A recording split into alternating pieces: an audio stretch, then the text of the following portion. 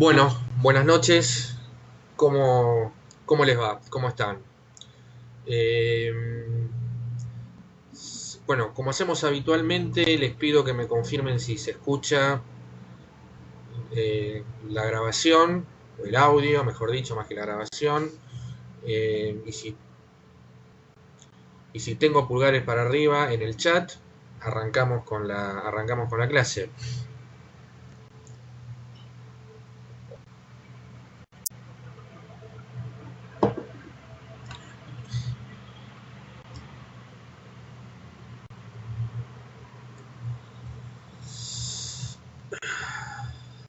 Bueno, extraordinario entonces, perfecto. Eh, bueno, vamos a dividir la clase de hoy en dos partes. Una es terminar lo que tiene que ver con el tema de medidas cautelares. Este es un tema que da para todo un cuatrimestre, este tema. Eh, hay alguien que tiene el micrófono abierto, a ver si me lo pueden, este, Jorge, tenés el micrófono abierto. A ver si me lo podés, tenés abajo como para poder anularlo. Y no tengo problema que me interrumpan, pero mientras hablo no, o sea, mientras hablo tenganlo apagado, porque, porque si no se acopla y no se escucha bien. Te tiene que aparecer abajo, Jorge, para poder anular el micrófono. Bueno, eh, vamos a terminar entonces lo que tiene que ver, por lo menos, con lo más importante en materia de medidas cautelares, una primera parte de la clase, y después la segunda parte de la clase, terminar los puntos de la primera parte que me quedaron pendientes, cosa ya la clase que viene poder arrancar con el tema de demanda, es decir, ya el proceso ordinario laboral y dejar de lado un poco la parte general. Eh, Nosotros en buena medida nos detuvimos en el embargo preventivo, y en el tema de lo que son las medidas, lo que en el Código Procesal Civil y Comercial de la Nación aparece como prohibición de innovar. Artículo 230 del Código Procesal. Y un poco nos habíamos detenido ahí en esa parte, digamos, en esa parte, ¿no? Lo que es el tema de la prohibición de innovar. Eh, no, y ya estaba medio sobre el final, bueno, estábamos todos cansados, así que habíamos interrumpido acá, más allá que dijimos de qué se trataba esta medida cautelar de no innovar. Eh, y los requisitos que exige el artículo 230 del Código Procesal son los que tienen ustedes en pantalla, ¿no? La verosimilitud del derecho, el tema del peligro, en la demora en resolver esta cuestión que son en realidad requisitos clásicos y básicos de toda medida cautelar. Y por último, el hecho de que digamos, que esa medida no hubiese otra medida precautoria para la cual se hubiese podido conseguir ese resultado. Eh, y en realidad, cuando nosotros hablamos de medidas cautelares de no innovar o de previsión de innovar, como dice acá el código, en realidad nosotros hablamos de dos tipos de medidas cautelares de no innovar. Por un lado, lo que es la medida de cautelar de no innovar propiamente dicha, es decir, aquella en la cual yo le estoy pidiendo al juez que mantenga una situación de hecho o de derecho determinada y se obliga a una de las partes a no alterar esa situación de hecho o de derecho.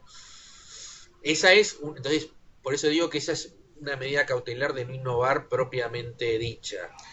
Eh, pero después existen otras medidas cautelares que se las suele denominar como medidas de no innovar, pero en realidad son lo que la doctrina llama medidas cautelares innovativas, es decir, yo al juez le estoy pidiendo algo más que conserve una situación determinada, sino por el contrario, yo lo que estoy pidiendo es que eh, la parte a la cual está dirigida la medida tiene que hacer algo, tiene que retrotraer la situación a un estado anterior, por ejemplo, de un determinado punto.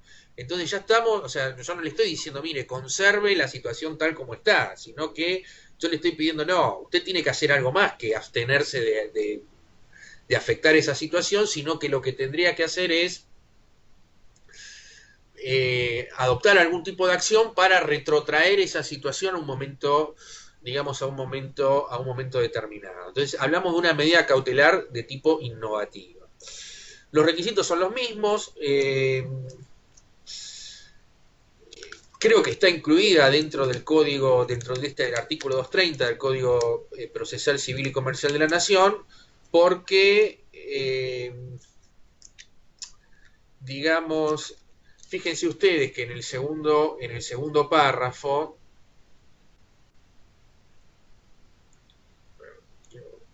en el, perdón, en el segundo párrafo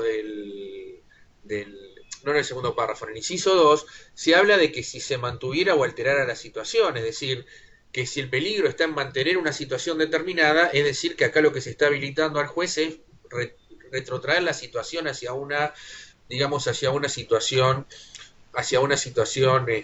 anterior.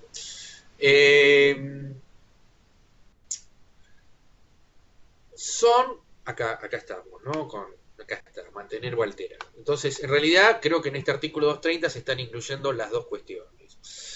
Eh, Nosotros tenemos en las leyes de fondo, o sea, la normativa de fondo, algún tipo de situaciones que se resuelven por medida cautelar de no innovar.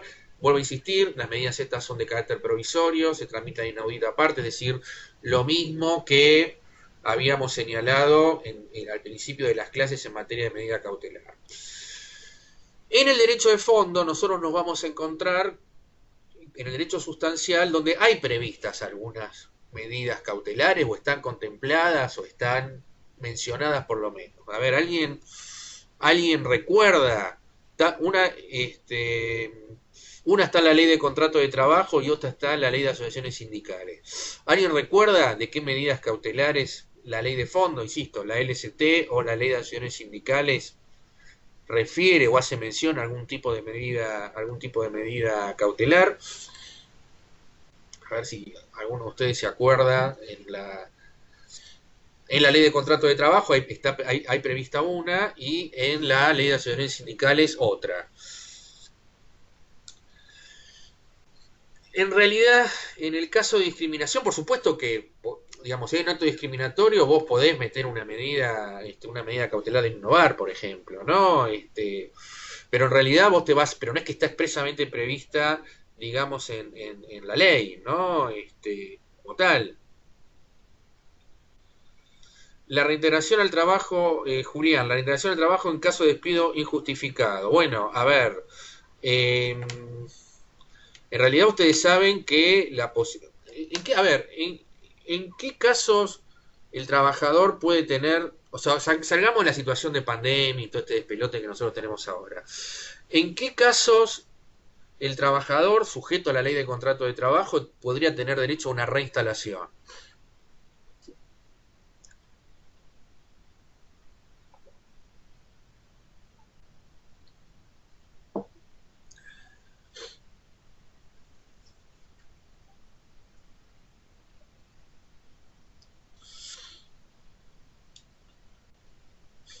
Bueno, a ver un poquito, a ver, Fernando que está escribiendo. Lo pueden decir verbalmente, pueden habilitar el micrófono si lo quieren decir en forma oral, digamos. Y si no, por el chat, me da lo mismo, no tengo problema.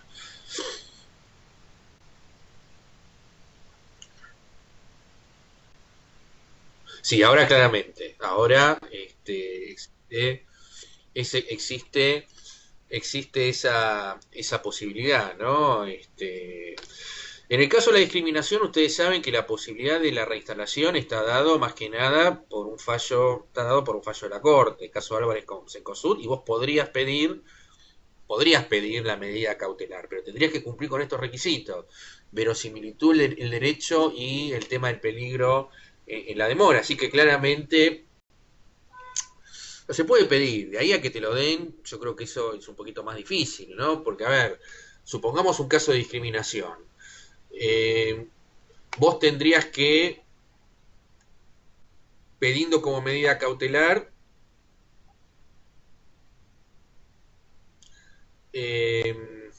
deberías probar que existe una verosimilitud en el derecho, que me parece que puede llegar a ser lo más difícil, ¿no? Porque recuerden que esto el juez lo resuelve antes de la, obviamente antes de tramitar, digamos, antes de tramitar el proceso.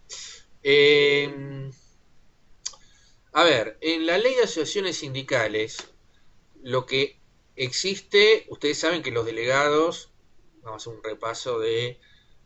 Claro, exactamente, exacto, Fernando, el tema de la tutela sindical, efectivamente. Es decir, en la ley de asociaciones sindicales hay una tutela sindical para aquellos que son delegados, por ejemplo. Los que son delegados, esos trabajadores no se los puede despedir y si se los despide, sin seguir el procedimiento de exclusión de la tutela, el trabajador tiene una acción sumarísima para pedir la reinstalación y además puede pedirla por medida cautelar. Por ejemplo, esto está contemplado en la ley de acciones sindicales y también a la inversa, es decir, el empleador, dadas ciertas circunstancias, esto está previsto en la ley de acciones sindicales, puede pedir la exclusión de la tutela de un delegado y pedir como medida cautelar la la separación de ese trabajador de su lugar de trabajo hasta tanto el juez resuelva sobre la procedencia de la exclusión de la tutela. Fíjense que en estos casos son todas medidas de carácter que son innovativas, digamos, ¿no? Porque en realidad yo le estoy pidiendo al juez que en el caso del trabajador que tiene tutela y me lo despidieron, o que no le permiten ingresar al trabajo, que le están violando la tutela, yo estoy pidiendo que se retrotraiga la situación a una vía anterior. No, a ver, el tema, aclaro esto, está bien la pregunta Fernando, aclaro lo siguiente. La medida cautelar es una medida que es, tal como lo dice la expresión, lo que trata es de proteger, de conservar o preservar una situación, en este caso, digamos, en el caso del embargo es preservar un patrimonio, que es la prenda común de los acreedores. En el caso de una medida de no innovar o una medida innovativa es preservar una situación jurídica determinada. Pero recuerden ustedes que la medida cautelar, como regla general, es una medida que está siempre sujeta o condicionada a un proceso.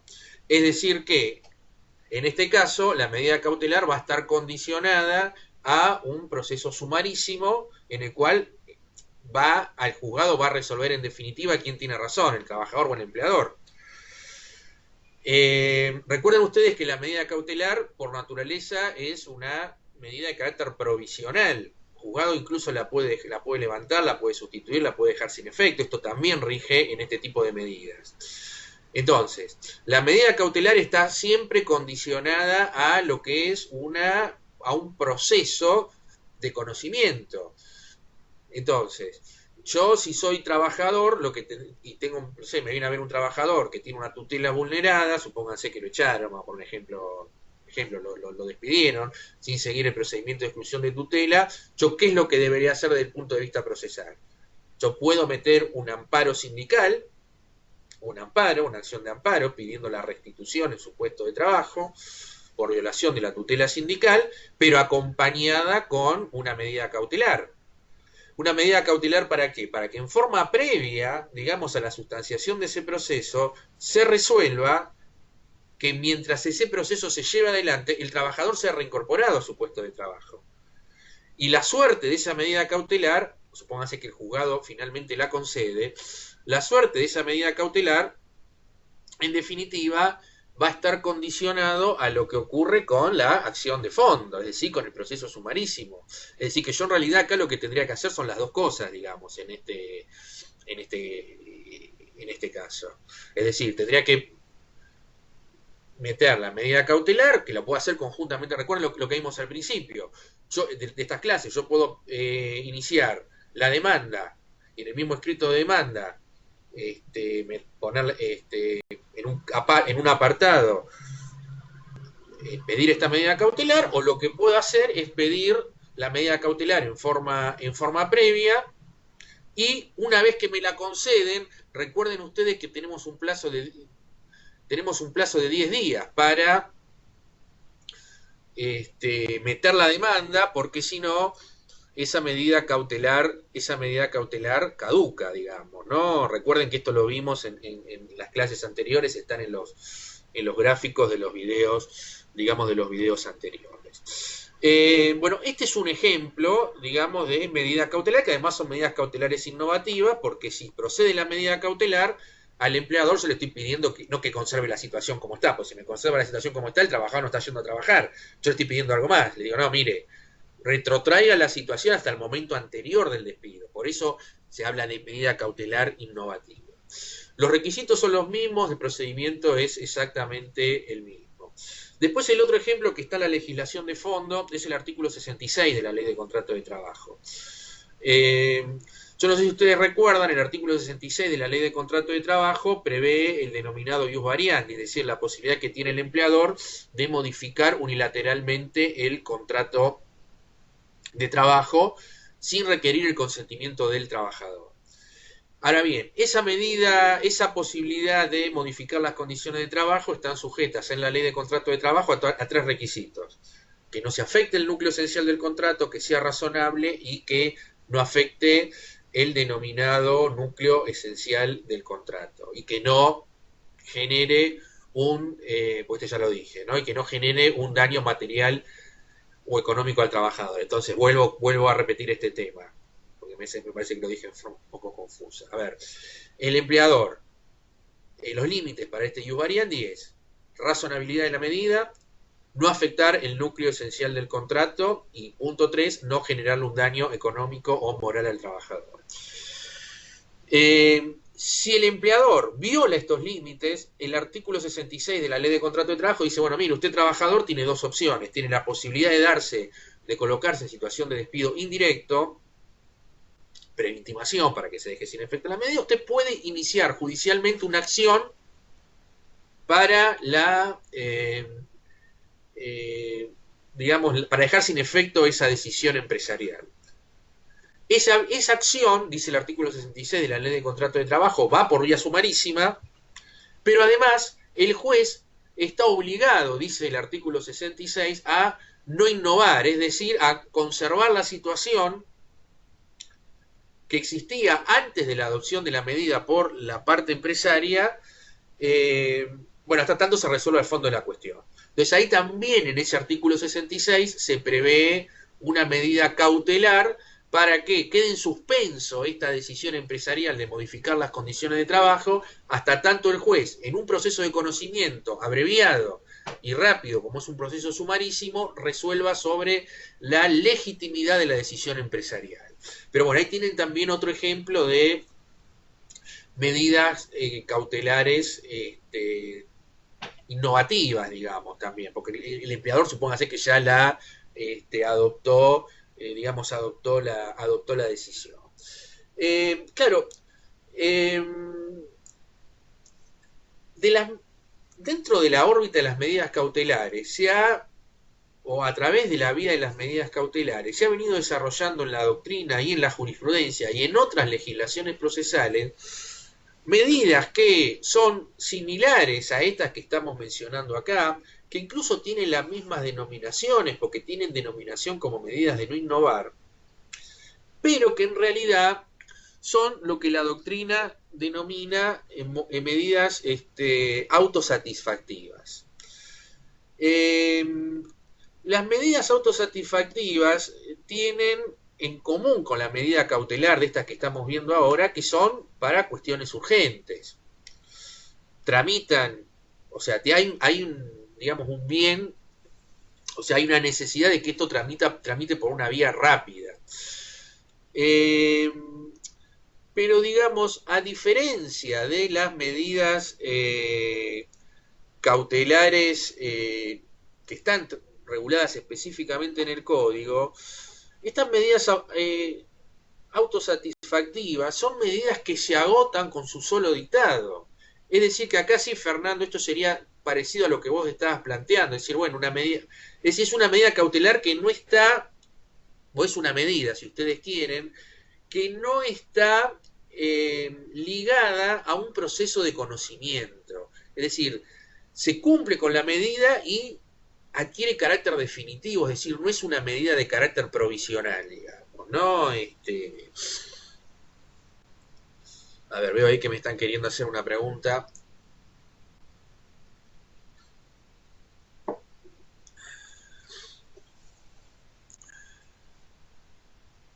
Claro, es que no hay, es el único proceso, no hay otro. Exactamente. Se las suele denominar como medidas de no innovar, pero en realidad son autosatisfactivas, porque, a ver, se agotan y no hay otro proceso posterior. Digamos, el ejemplo más, bueno, uno me lo han planteado ustedes, digamos, ¿no? Es decir, el Poder Ejecutivo Nacional ahora dictó un decreto 297/20 que dice, no, el 297 no, perdón, el 329/20 que dice los empleadores no pueden, por un plazo de 60 días, no pueden despedir sin causa.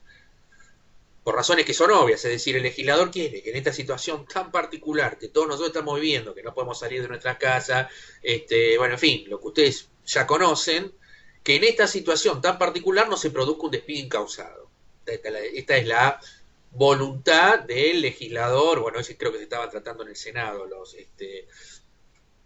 la ratificación de algunos de estos decretos. Calculo que este debería estar también en lo que se estaba tratando ahí en el Senado de la Nación de manera virtual. Entonces, las medidas cautelares que fueron saliendo en, eh, a ver, durante este periodo, son medidas autosatisfactivas. A ver, lo vamos a ver porque lo tengo por acá, esto. Vamos a arrancar esto por el final, pues esto me lo habían preguntado. Es la última.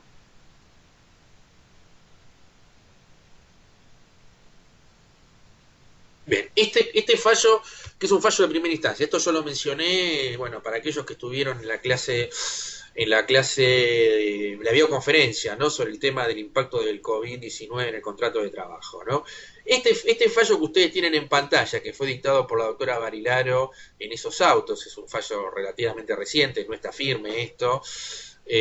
Bueno, este es un típico caso de una medida autosatisfactiva. ¿Por qué? Porque esta medida que ordena la reinstalación de un trabajador en la cual no se cumplió con este decreto del Poder Ejecutivo que dice, mire, empleadores, ustedes no pueden despedir sin causa durante este periodo, esto se agota con el cumplimiento o sea, no hay otro proceso, digamos, otro proceso posterior. Porque ya no hay ninguna posibilidad de volver para atrás, este es el punto. Entonces, esta medida, si fuese confirmada por la Cámara, adquiere carácter definitivo. Porque, a ver, ¿qué va a decir? ¿Cómo sería un proceso de conocimiento posterior a este? Tendría que resolver si esto está bien dado o no. Y me lo van a resolver en marzo del año que viene, con suerte.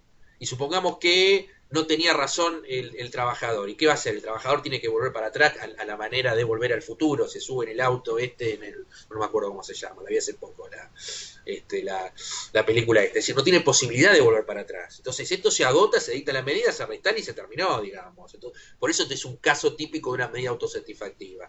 Pensémoslo en un caso quizá para que se vea con más claridad, no sé, en un trabajador que tiene un accidente de trabajo, pierde un brazo y le tienen que instalar una prótesis. Y bueno, esto podría tramitar como una medida autosatisfactiva. ¿Por qué razón? Bueno, porque primero obviamente esto requiere una resolución urgente. El trabajador no puede estar esperando 5 años para ver si la RT le da la prestación esa o no.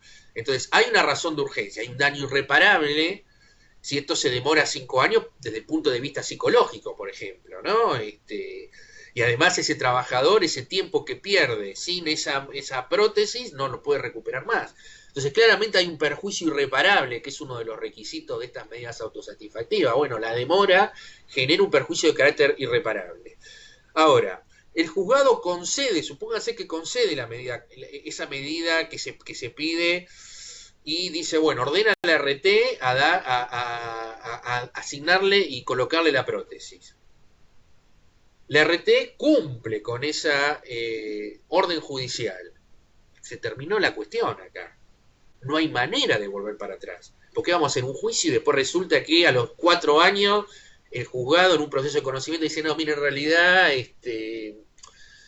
se resolvió cautelarmente que le pusiéramos la prótesis, pero la verdad es que, no sé, la RT tenía razón, supónganse. Bueno, eso debió haber sido examinado cuando se aprobó la medida cautelar, porque ¿qué va a hacer? ¿Va a dejar sin efecto la medida cautelar y el trabajador tiene que devolver le van a sacar la prótesis y va a devolver la prótesis, digamos? Obviamente que esto no puede funcionar así. Entonces, esa medida no es provisional, esa medida, entre comillas, cautelar, esa medida autosatisfactiva, sino adquiere el carácter de definitivo, digamos. Eh, entonces, esto no está expresamente. Bueno, esta es una muy buena pregunta que me está haciendo Fernando, porque a ver, bueno, pero a ver un momento, la medida cautelar se concede inaudita parte, se concede sin darle intervención a la otra parte. Entonces, acá no podría haber una violación del derecho de defensa. Bueno, sí, debería, si se va a darlo en estos términos, parecería prudente dar, o sea, no resolverlo como medida inaudita aparte, sino darle la posibilidad de algún tipo de traslado, digamos, ¿no es cierto? Y esto incluso en algún fallo se ha dicho. En el caso este que ustedes tienen en pantalla, este fallo de la jueza Barilaro, acá no se le corrió traslado al demandado, la jueza esto lo resolvió directamente. De todas maneras, yo creo que la garantía del debido proceso está garantizado. ¿Por qué? Porque recuerden ustedes que esta medida puede ser recurrida. Es decir, no es que queda ya definitivo esto. La parte afectada, el empleador, puede interponer una revocatoria con una apelación en subsidio, con lo cual ahí el juez que dictó la medida, la jueza en este caso, analizaría la revocatoria y entonces se le daría intervención a la otra parte. Pero efectivamente, una de las cuestiones que está en tela de juicio es lo que tiene que ver con el tema del derecho de defensa, especialmente con este tema de lo que tiene que ver con la posibilidad de concederlo esta inaudita parte, digamos. No, ahí tengo una sentencia con respecto, con respecto a esto. Volvamos al. Acá. Una de las restricciones que en la práctica, la praxis, digamos, hay con respecto a este tipo de medidas de no innovar. O sea, fíjense que el artículo 230 es clarito cuáles son los requisitos, ¿no? Y muchas veces, tanto en las medidas cautelares, propiamente dichas, como aún en las medidas autosatisfactivas, un requisito que ha puesto la jurisprudencia para poder concederla es que es decir, que el juez no puede anticipar la decisión final. O que no puede, porque si lo hiciera estaría de alguna manera prejuzgando o estaría prejuzgando, digamos, ¿no? Es decir, el juez no podría dar una medida cautelar de no innovar, por ejemplo, cuando lo que se pide en la medida cautelar coincide, dicen algunos jueces, con el eh, objeto final que yo pretendo en el proceso principal. Porque estaría adelantando opinión y estaría, bueno, Paco, lo que están diciendo acá, estaría violando el derecho de defensa en juicio. Si la persona que tiene que resolver, antes de iniciar todo, me concede una medida cautelar, algunos sostenían que con esto estaba adelantando opinión, estaba prejuzgando y por lo tanto también en este punto se estaba violando el derecho de defensa del demandado.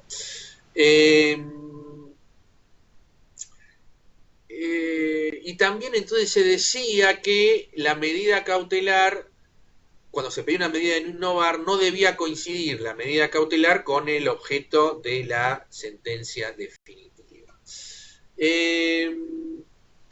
Pero bueno, estas decisiones fueron tajantemente dejadas de lado por este fallo de la Corte, que es el caso Camacho Acosta contra Graf SRL.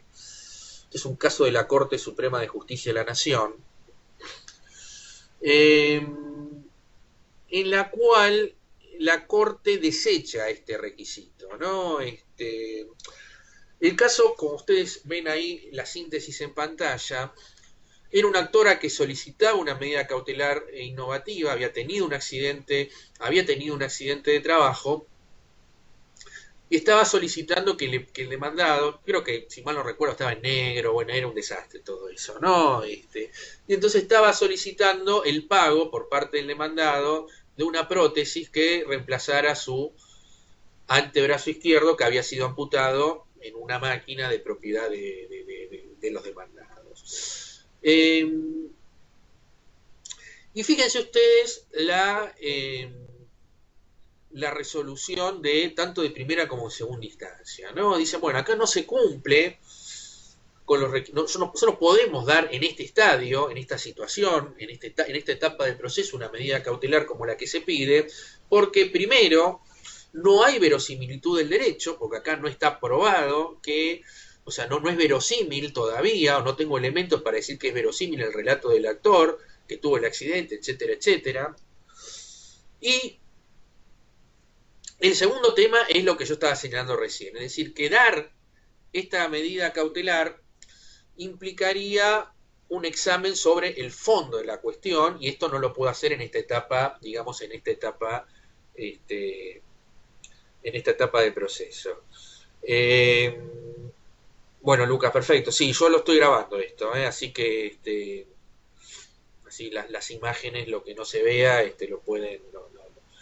lo pueden ver ahí. Este, eh, entonces, ¿qué es lo que dice? Bueno, esto es lo que. Entonces, este caso llega a la Corte Suprema de Justicia de la Nación. La Corte Suprema de Justicia de la Nación entiende que acá, pese a que no hay en rigor una sentencia definitiva, habilita la vía extraordinaria. Y entonces hace una serie de consideraciones con respecto al tema de la medida cautelar innovativa. Acá no la menciona como una medida autosatisfactiva, pero yo creo que en buena medida esta medida tenía ese carácter, más allá que eso no dicen nada, pero muchos autores consideran que este es una consagración jurisprudencial de la Corte sobre las medidas autosatisfactivas, ¿no? Y dice la Corte en este caso que estas medidas deben ser dadas, cuando es una medida innovativa, deben ser dadas con carácter, o sea, que son decisiones excepcionales, en primer lugar, porque altera el estado de hecho o de derecho existente al tiempo de su dictado. Bueno, obviamente esta es la característica de una medida innovativa. Y el segundo punto es que configura un anticipo de la decisión judicial, es decir, en una situación pues todavía no se ha iniciado el proceso y se le está pidiendo a un juez que anticipe de alguna manera una decisión favorable a una de las partes, ¿no? Eh,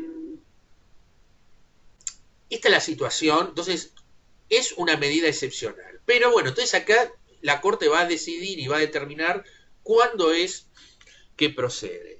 Bueno, lo voy a leer porque no, así para, en el caso de Lucas o de algún otro que no pueda, digamos que no pueda leer el texto en la pantalla, ¿no? Dice la Corte, en ciertas ocasiones, como ocurre en la medida de no innovar y en la medida cautelar innovativa, existen fundamentos de hecho y de derecho que imponen al tribunal expedirse provisionalmente sobre la índole de la petición formulada, estudio que era particularmente necesario en el sublite en razón de que el recurrente pretendía reparar mediante esa vía un agravio causado a la integridad física y psíquica tutelada por el artículo 5, inciso primero de la Convención Americana sobre Derechos Humanos. Entonces, el juez puede expedirse en forma provisional, dice acá la Corte, cuando, por ejemplo, en un caso como este, ¿no? Donde pueda, por esa vía, existir algún supuesto de una reparación de una integridad física o psíquica.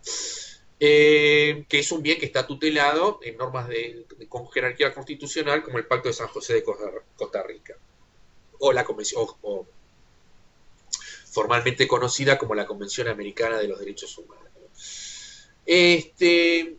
Dice la Corte, medidas dirigidas a impedir un acto o para llevarlo a cabo porque dichas medidas precautorias se encuentran enderezadas, dice, a evitar la producción de perjuicios que se podrían producir en caso de inactividad del magistrado y podrían tornarse de muy dificultosa o imposible reparación en la oportunidad del dictado de la sentencia definitiva. Es decir, que en definitiva la Corte desecha esta situación de que el juez no se puede expedir, porque el juez se puede expedir cuando, para evitar esta producción de perjuicios que serían o de imposible reparación en un proceso ordinario, aún en un amparo, o de o incluso que sea muy dificultosa. Bueno, acá aparece, en este párrafo que tenemos acá aparece el carácter de la medida autosatisfactiva. ¿Por qué? Porque la medida autosatisfactiva es un anticipo, es una tutela, lo que la doctrina llama una tutela anticipada. Es decir, es un proceso urgente donde hay una tutela anticipada, ¿no?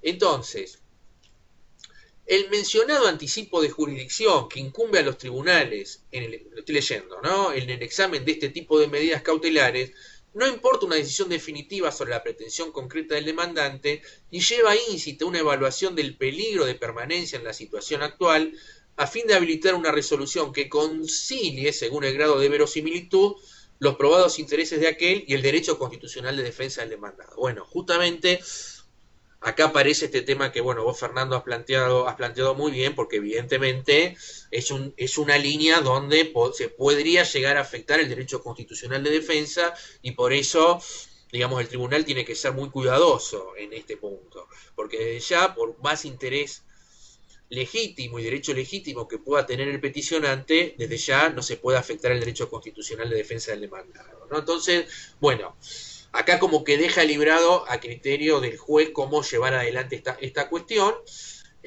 pero bueno, habilita este anticipo de jurisdicción por parte de la jurisdicción, ¿no? Entonces, bueno, este es un caso, digamos, que de alguna manera ha impulsado el dictado de este tipo de las medidas autosatisfactivas, o en el caso de las medidas cautelares tradicionales, el hecho de no tener, o sea, de apuntar más en el tema de la producción de un perjuicio que sea de carácter irreparable, porque si se da esa circunstancia, entonces el juez está habilitado a hacer este anticipo de jurisdicción, es decir, a conceder o no este tipo de medidas cautelares, ¿no?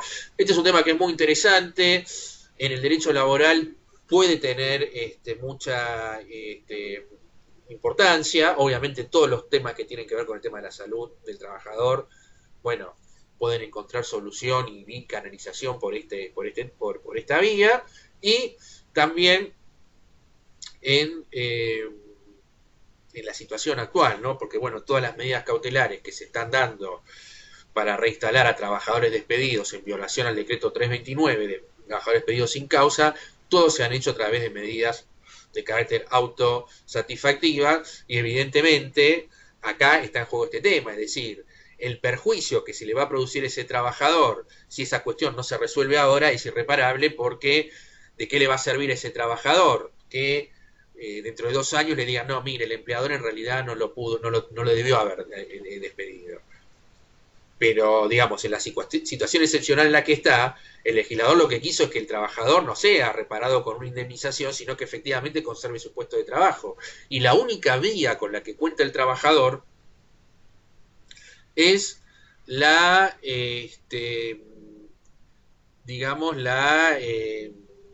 esta medida cautelar o esta medida autosatisfactiva, digamos, ¿no?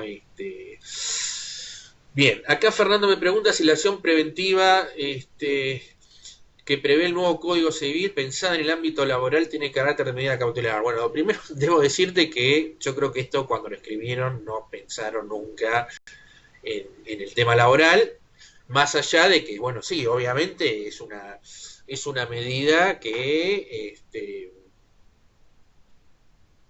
es una disposición del Código Civil que es perfectamente aplicable en las relaciones laborales, y por la naturaleza de esta acción debería tramitar por esta vía, digamos, ¿no?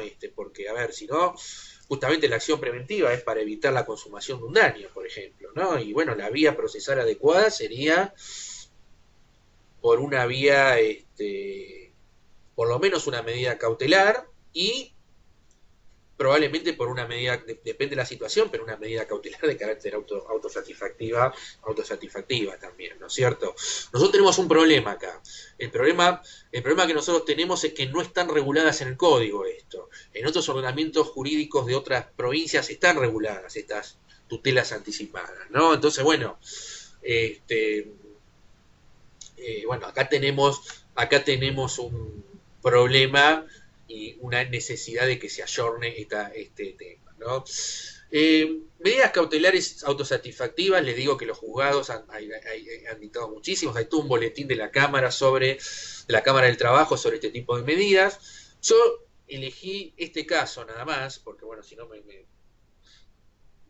se me va todo el cuatrimestre en este tema, me resulta un tema muy interesante, digamos, y muy importante, y muy útil además para el ejercicio profesional. En este caso que nosotros tenemos en pantalla, leo los autos, que son Gordon Labrit Clive contra Consolidar ART sobre medida cautelar. Es una sentencia de la Sala Séptima del 25 de marzo del 2010. Bueno, y acá lo que se dice, lo leo el sumario que dice que la herramienta autosatisfactiva comparte con las medidas cautelares reguladas por los códigos de procedimiento en el caso, Código Procesal Civil y Comercial de la Nación y Ley 18345, el hecho de ser decidida sin audiencia del afectado es decir, se dicta inaudita parte. Sin embargo, a diferencia de estas, la sentencia que la admite es definitiva y no meramente provisional. De allí que en lo posible es conveniente otorgar a la demandada alguna posibilidad, aunque breve, de ser oída. Bueno, justamente esto está en línea con lo que estabas comentando vos, Fernando, de cómo garantizar el derecho de defensa con este tipo de medidas. Porque justamente, acá esto es lo que yo puse en negrilla, ¿no? La diferencia entre las medidas autosatisfactivas y la medida cautelar clásica es que la medida cautelar es una sentencia de carácter provisional y en cambio la medida autosatisfactiva, al agotarse por su propio dictado, es definitiva. Entonces, acá la Cámara lo que está señalando es que en la medida que esto sea posible, habría que darle la posibilidad de que previo a resolver se le dé un traslado, digamos, a la contraparte, aunque sea por un plazo breve. Insisto, toda creación pretoriana, porque esto no está regulado en el código, ni en el Código Procesal, ni en la Ley 18345, ¿no? Y bueno, y en este mismo caso, finalmente la Cámara concede la medida cautelar. Bueno, fíjense que acá también como medida autosatisfactiva, y entonces la Cámara resuelve, lo leo para aquellos que no puedan ver la pantalla, que dice que resulta procedente la medida autosatisfactiva solicitada y en consecuencia corresponde ordenar a la demandada que suministre al actor las prestaciones médico-quirúrgicas que necesita en la actualidad.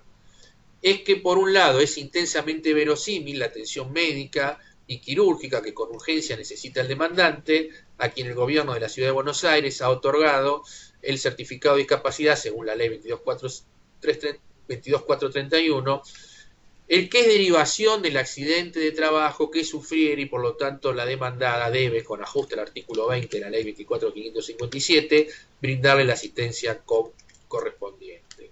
Pero sin perjuicio de que la ART lograse un pronunciamiento judicial que derribe la fortísima presunción de existencia de derecho en el demandante y demuestre que la dolencia es inculpable, podrá exigir a la obra social de pertenencia del actor o en su caso al propio demandante que la reintegre lo que haya debido erogar, etcétera, etcétera.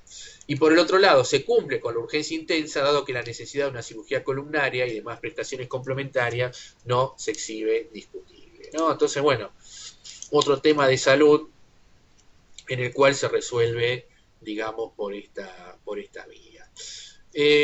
Bueno, el fallo acá de la jueza, el caso de la jueza Barilaro, digamos, que ya hemos mencionado, como un supuesto de medida autosatisfactiva, pero bueno, esta medida la expliqué, la puse en conocimiento digamos, cuando hicimos la videoconferencia la semana pasada, pero bueno, ahora se han dictado algunas otras medidas también de carácter, digamos, de carácter similar. Bueno, esto es con respecto al tema de medidas cautelares, medidas innovativas, autosatisfactivas, etcétera, etcétera. Por lo menos con esto me parece que tienen una visión más o menos genérica con respecto a esto. Si tienen alguna pregunta con respecto a esto me dicen, y si no pasaríamos ya al, digamos, al otro tema que teníamos pensado para dar en la clase de hoy. Eh, bueno, veo que no hay preguntas, así que pasaríamos al otro tema. Entonces, lo que voy a hacer, a ver si me sale esto, porque yo no estoy muy ducho con esto, es detener la grabación esta y hacer dos grabaciones, ¿no? Así que bueno, vamos a detener la grabación acá y pasamos a la segunda parte de la clase de hoy.